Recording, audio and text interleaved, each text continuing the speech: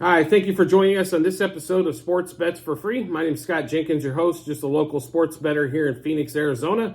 And hopefully today with our picks and your picks, it's going to be another profitable day for you. We are World Series Game 5. We have flipped the calendar to November. Congratulations to the Rangers taking yesterday's game. We got sucked in thinking the Diamondbacks bullpen was actually good. They reverted back to what they were doing basically all season long until September hit. And the Rangers did give up a bunch of runs late, but you just can't give up a 10 spot in the first 3 innings and expect to come back. I thought they had a really good chance to come back down 5-0, but once they got the second 5 spot in the third, I was just like, all right. But the D-backs did come back, scored 7 runs on that pitiful Rangers bullpen, so anything's possible. The one thing I was kind of shocked at is Andrew Heaney is, in my opinion, one of the worst left-handed pitchers out there, especially because right-handers tend to crush him with his three-quarter style instead of coming over the top. Normally, right-handers crush him. They hit him, but they didn't put anything together on that one. And the difference in this series, which is boiled out, has been they're both teams are great on defense. Both have 2 starting pitchers they can rely on. Both bullpens are shaky. Both put the ball in play. Both don't strike out a lot. The big difference is the Rangers hit with power. And that's been the big difference in the series. When the Rangers click with the power, they win. When they don't, when they lost the game 2, they didn't click with the power portion. So, therefore, they lost game 2. Now, tonight, Eovaldi versus Gallen. Now, Eovaldi did get, first time this postseason, he got cracked the last time. D-backs should have took game 1. That was going to be a barn burner, and that would probably stick in their side and probably cost them the series long term. But they cracked him the first time around. Tommy Pham really got to him. Everybody seemed to get a hit, maybe except Marino. But Pham, Carroll, Marte all got hits. Christian Walker's busted out of his little slump. He's had another double yesterday. Had I think 3 hits total yesterday. So he's kind of bounced out. But they need to, if they can hit Eovaldi again. And I think this is going to be the start of the postseason for Zach Gallen. I really do. I think he doesn't want the World Series to kind of end on him and the way he's kind of pitched all series, the whole postseason. It's not that he's been absolutely horrible and getting lit up. He's just not ace material and hasn't been the entire postseason. So, I mean, that's kind of, we see today them winning this, the D-backs winning this game and then moving this series back to Texas. And then, we'll see what happens, right? And I really like their odds in Game 6 because Merrill Kelly's pitching Game 6, and he's been lights out. Except for 1 home run he gave up to, Mitch Garver. He's really been lights out all postseason. Except maybe Game 2 in Philly. But Game 6, 6 in Philly, he was fantastic. Game 2 of this World Series, he was fantastic. And he was good in the Dodgers series before, so... if they can get it today, they can I think they got a really good shot to push this thing to 7. But they are going to have to slow down the bats, and they're going to have to hit Eovaldi like they did the first game 1. So on that particular matchup. Now, the lines are pretty close. It's bounced around a little bit. The D-backs have been a little bit of a dog. Now they're back, seems like right around the -110 apiece mark. So they have this game pretty evenly. The only thing that kind of scares you is the Rangers are 10-0 this postseason on the road. They lost Garcia yesterday, and they still crushed 11 runs. The lineup's really deep for them, but you did take out one of their big sticks, which shortens that lineup a little bit. It's not like, they brought up another cat who can hit the ball. He's, 15, 20 home run guy, but he's not Garcia, who's going to, hit 30-plus home runs and drive in 100 for the season. So, this one, it should be a tight one, I think. I think the D-backs are going to pull it out late. This Rangers bullpen is just really, really bad. So if you can keep this thing tight, keep it, if you can pop out to an early lead even and get that bullpen out there as soon as possible, you can crack that bullpen of the Rangers, just like you can beat up the Diamondbacks one. But I think Zach Gallen's going to pitch the game of his postseason today and then hopefully gets him the win, gets him to Game 6. If Kelly holds on, maybe you see Gallen again in Game 7 as they try to put something together because neither one of these teams, once it goes past the second starter, have done much. Well, I expect John Gray, though, to pitch possibly Game 7 if they do get that far.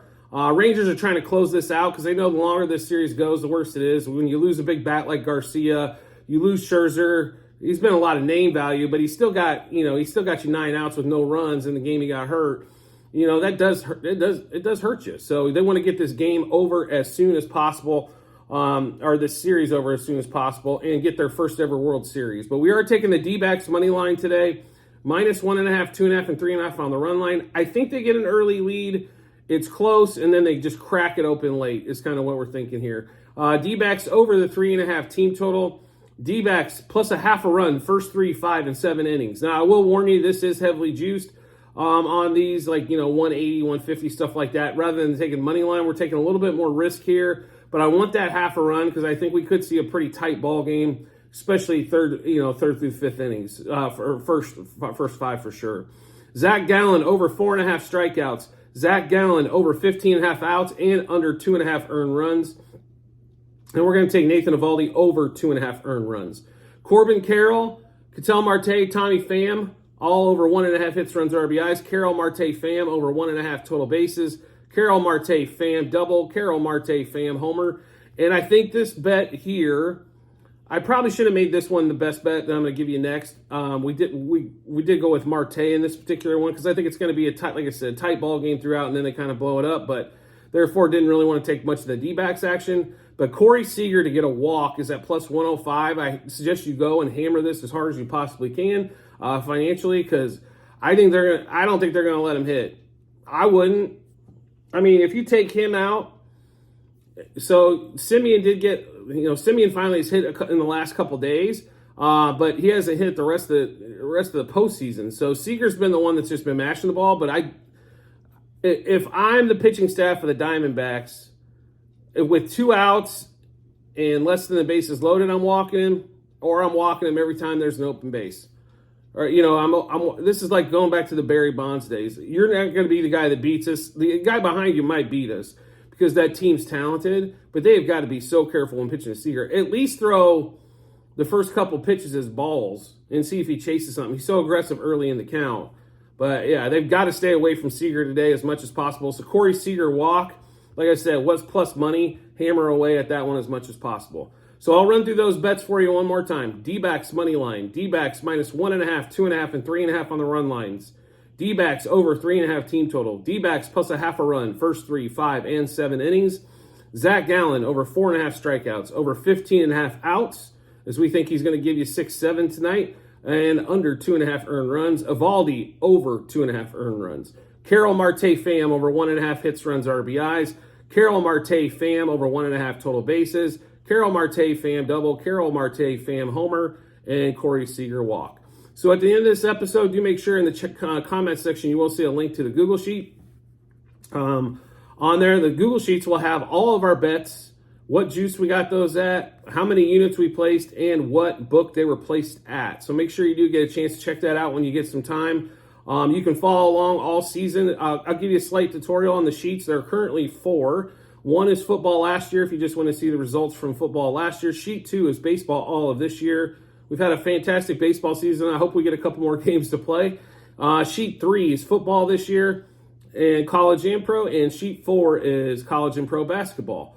We were on a monster NBA till the last couple days kind of hit a hiccup, but it does happen. If you won every day, they'd shut down every casino and couldn't afford nothing, right? So when you get in there, those are those 4 sheets. Check them out. Like I said, it'll show you the bet placed, what juice they were taken at, how many units, and what book they were placed at. Now, units is going to be different for everybody, right? A unit could be $1, it could be 10 cents, it could be $5, $10, $20. I recommend not making, so we play a lot of times, you'll see 10, 15, 25, 30 units. So if you're betting, if you consider $100, that's your reminder. Could be, for example, we had 40 units on the Lions on Monday night. That's $4,000. Well, if $4,000 is out of your realm, then I suggest we make the unit less, right? So keep the unit part low, and we can always adjust the units. What the unit denomination is, whether it's $1, $100, $1,000, whatever it is, and we can keep the rest. Now, if you are betting higher term limits, obviously the units, and let's say your unit's 1,000. You are going to have to find some alternate books for some of this, as they do not take max on some of these player props, especially where they'll take $10,000 bet. So just keep that in mind as well. So the unit's going to be up to you. We just tell you, what bet we placed, what juice we got it at, and then also what book we placed it at to kind of help you with that. So Make sure you check that out. And as always, if you subscribe and get notifications to the YouTube channel, so when we drop our bets, you get those first. Give you plenty of time to match them up with your bets and give you a ton of confidence heading to that betting app or betting window so we can all make some money. I do appreciate everybody's support as always and look forward to seeing you on the next episode.